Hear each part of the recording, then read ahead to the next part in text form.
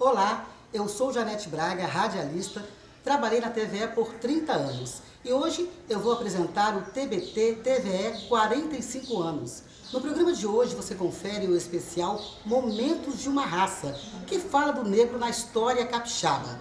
O especial, exibido em 1989, tem direção da Vera Viana e eu participo narrando e encenando. Vamos rever?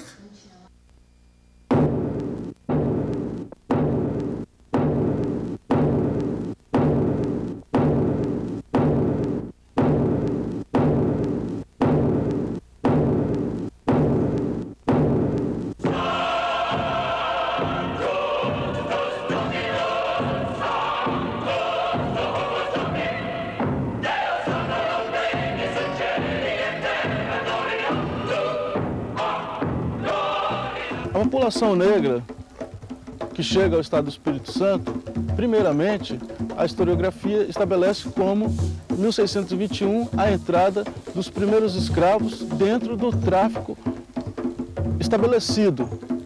Entretanto, sabemos que antes do início do tráfico, muitos escravos já teriam chegado ao estado no processo de colonização.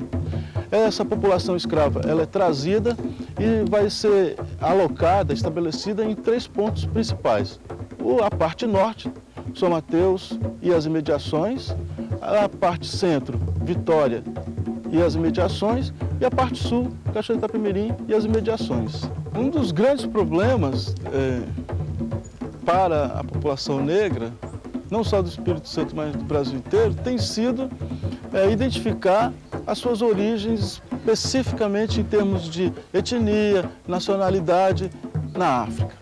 Então a gente diz que, predominantemente, no Espírito Santo, as nações, se podemos falar assim, ou os grupos étnicos que vieram, que aqui se estabeleceram, são os Angola, os Mina. Mas tem uma série de outros também grupos que vieram em menor escala.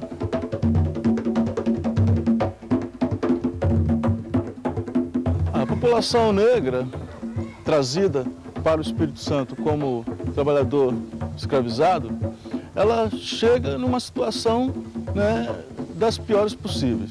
Primeiro lá na África, quando ela é aprisionada, já passa por aquele processo de extinção da família, violência, aprisionamento, correntes, falta de alimentação, o indivíduo será arrancado do seu habitat natural, depois o embarque nos navios, o transporte, falta de alimentação, as doenças, a perspectiva de estar aprisionado, a perspectiva do desconhecido, a mistura das etnias, das línguas, enfim, todo esse processo e a chegada ao Brasil, a humilhação, o desembarque, a fome, a venda, o exame a que eles são submetidos através do comércio de compra, o exame dos dentes, da situação física, de doenças, enfim, se o indivíduo tinha boa aparência, se era adequado a um trabalho ou outro.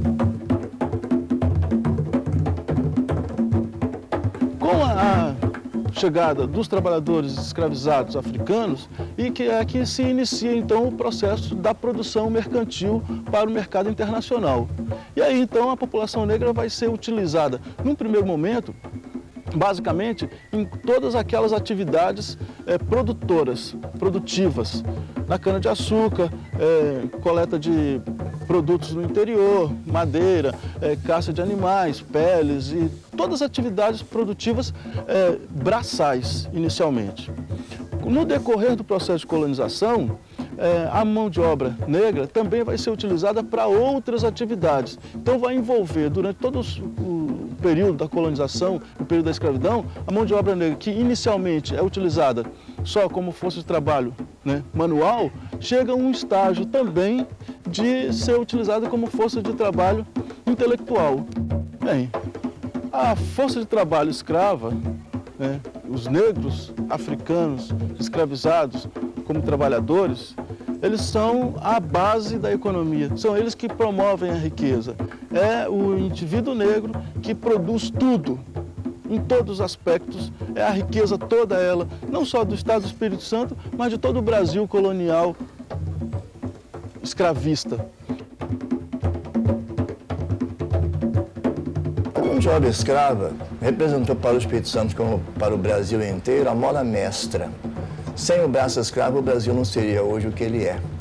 Embora o escravo não seja reconhecido como gente, mas o fato é que sem o braço escravo, o Espírito Santo e o resto do Brasil, mesmo a Zona Sul, não seria o que é hoje.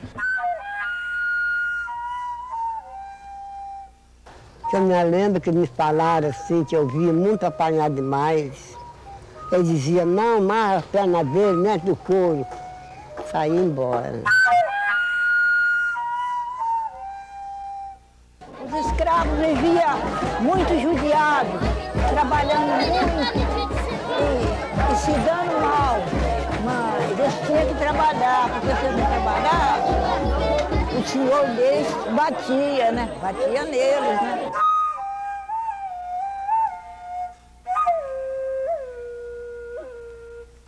Todo esse processo degradante, né, da escravidão, em momento algum, a população negra, como muitos historiadores oficiais tentaram passar, eles se submeteram.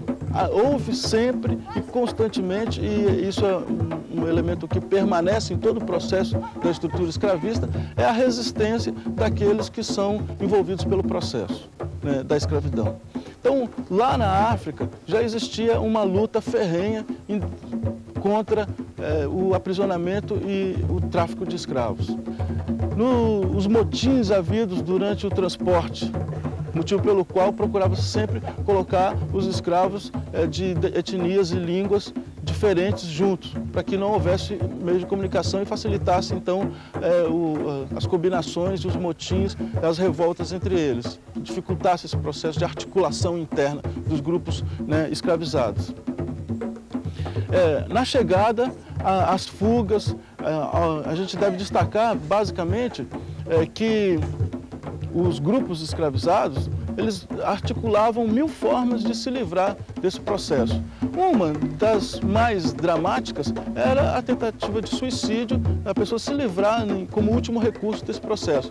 Mas as fugas individuais, organizadas, as revoltas contra os capatazes, contra os fazendeiros, são fatos que devem ser destacados como parte de um processo inicial.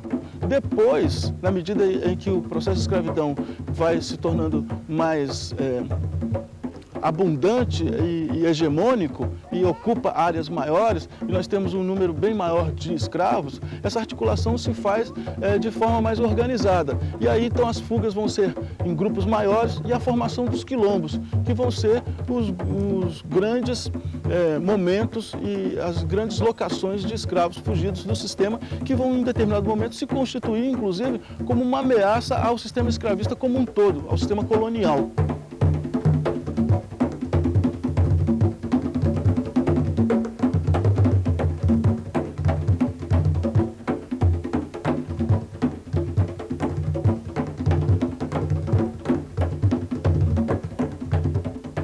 O escravo não era isso que muita gente diz. O escravo não era pacífico, não. O escravo não aceitava a situação, não. Ele era compelido a isso. Ele era obrigado a trabalhar como escravo, mas não é que ele aceitasse a escravidão como se ele tivesse nascido escravo. Ele não nasceu escravo. E muitos desses escravos, você sabe perfeitamente, que muitos desses escravos eram pessoas importantes na África quando foram presos, quando foram vendidos, quando foram obrigados a vir para o Brasil como para outras partes do mundo.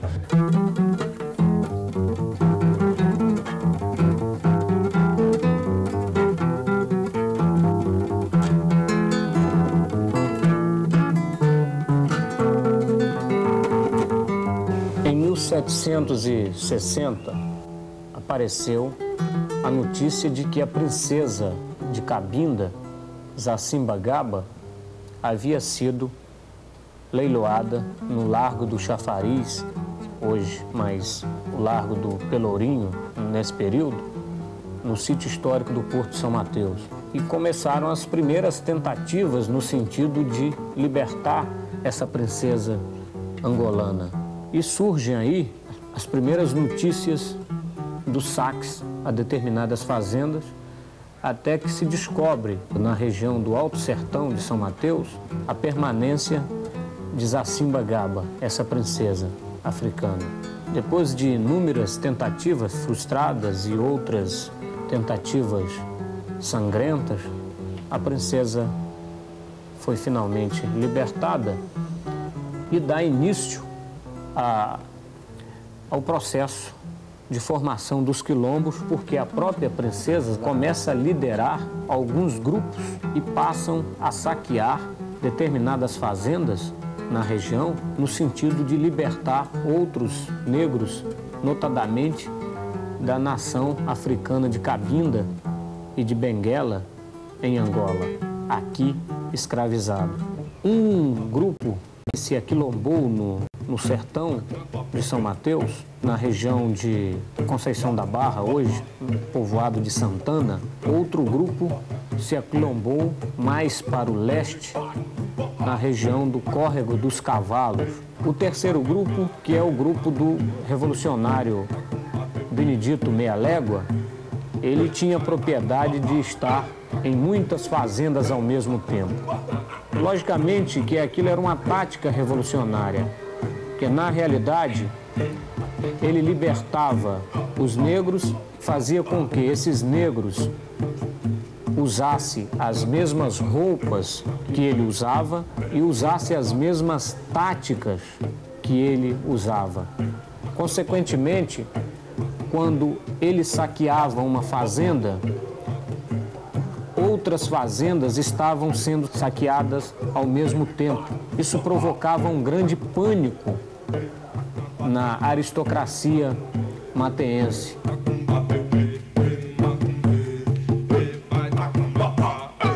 Sobre os quilombos, a gente sabe que essa região aconteceram diversos. Agora, também a historiografia do negro, desde a época de que Rui Barbosa era ministro e mandou a queima dos documentos, nós perdemos um pouco da memória do negro. E hoje é até difícil esse resgate. Agora, nós sabemos de quilombo na região que hoje é chamado Marapé, Atiriviváqua, né? Imuqui, quilombos aqui perto de Castelo, inclusive o local ainda chama hoje quilombo.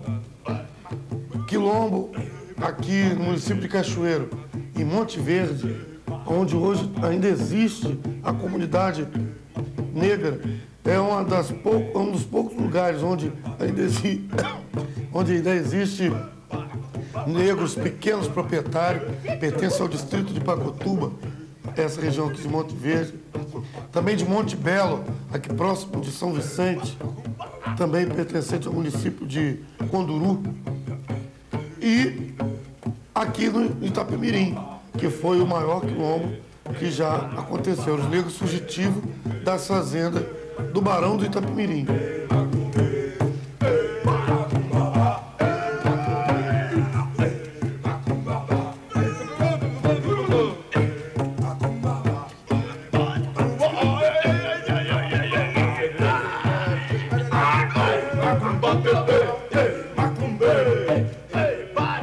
No estado do Espírito Santo, o número de revoltas e o número de quilombos é significativo, como em todo o Brasil, né? Entretanto, no Espírito Santo, a documentação que a gente dispõe ainda no Arquivo Público Estadual, e a gente sabe de alguma documentação em mãos de particulares e em algumas casas de famílias, a gente tem uma abundância de documentação que revela o alto índice de revoltas e quilombos no Espírito Santo. Entretanto, eu vou destacar aqui um que eu considero a historiografia, né, o Espírito Santense considera importante, que é a revolta dos escravos do Queimado, que adquire uma importância estadual. Essa revolta do Queimado ela vai ser notícia em vários jornais pelo Brasil afora e vai se tornar, então, dentro da historiografia nacional, um fato, um episódio da revolta dos escravos que vai adquirir uma importância.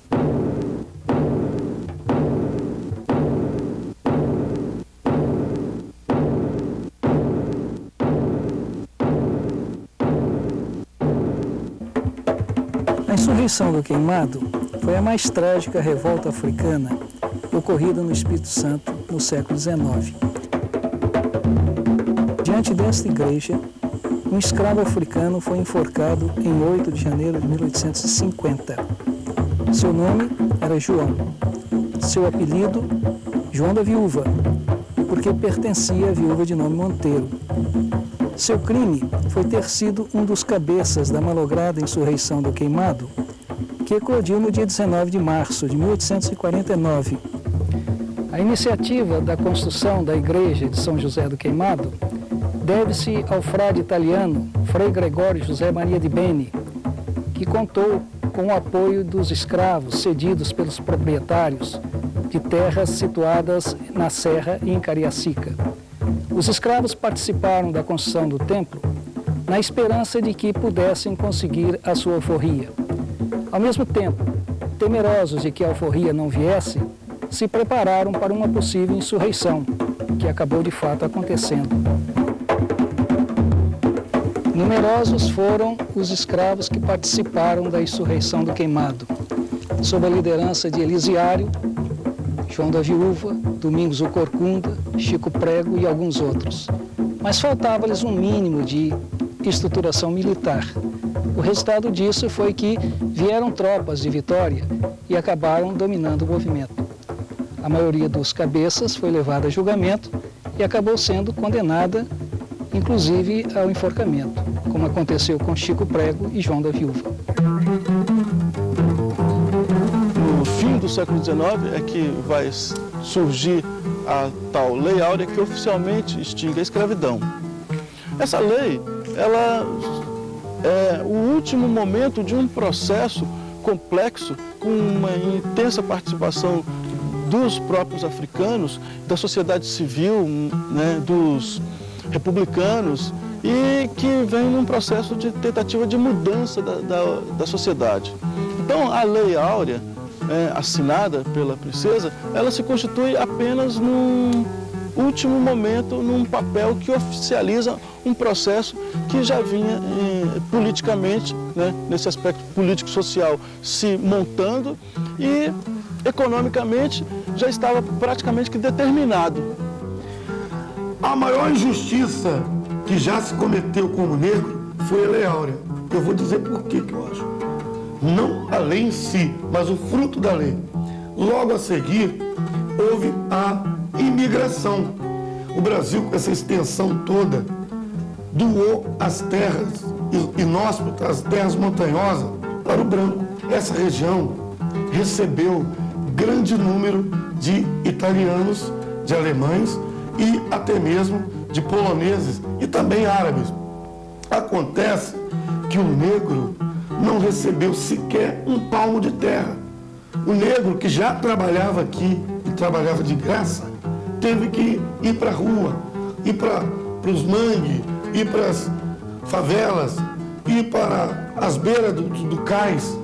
O negro não recebeu nada. Então vamos dizer da Lei Áurea. Ela foi assinada, o negro declara extinta a escravidão no Brasil.